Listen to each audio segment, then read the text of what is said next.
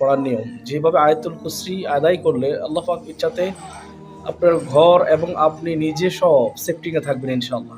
বিশেষ করে অনেকে তো আয়াতুল কুরসি আমরা পড়ি কিন্তু নিয়ম জানি না, যার কারণে আমরা উপকার পাই না। সর্বপ্রথম থাকবে আপনার ইখলাসের নিয়ত, দ্বিতীয় পর্যায়ে থাকতে হবে যে সৎ উদ্দেশ্য, যে আমি যেই উদ্দেশ্যে তেলাওয়াত করতেছি আল্লাহ যাতে এই ওসিলা আমাকে পরকালে উত্তম যাজা দেন এবং দুনিয়ার সমস্ত ফিতনা ফাসাদ থেকে আল্লাহ যাতে আমাকে হেফাজত করে, বিশেষ করে জিন জাতি থেকে এবং জাদু থেকে। নিয়ম হচ্ছে কি, আউযু বিল্লাহি মিনাশ শাইতানির রাজিম বিসমিল্লাহির রহমানির রহিম পড়ে আয়াতুল কুরসি পড়া এবং ৭ বার পড়া। আউযু বিল্লাহি মিনাশ শাইতানির রাজিম বিসমিল্লাহির রহমানির রহিম পড়ে ৭ বার পড়বেন। এভাবে পড়ার নিয়ম ৭ বার, যতবার পড়বেন আউযু বিল্লাহি মিনাশ শাইতানির রাজিম বিসমিল্লাহির রহমানির রহিম পড়ে এভাবে ৭ বার পড়বেন দুরূদ শরীফ সহকারে। সূরা ফাতিহা পড়লে আরো ভালো, তাহলে ইনশাআল্লাহ তাআলা আপনি এবং আপনার ঘর নিরাপদ থাকবে। অবশ্যই যখন পড়বেন একটু হালকা জোরে আওয়াজে পড়বেন, তাহলে ওই জায়গাটা সেফটি হয়ে যাবে, যদি ইখলাসে সহকারে করতে পারেন।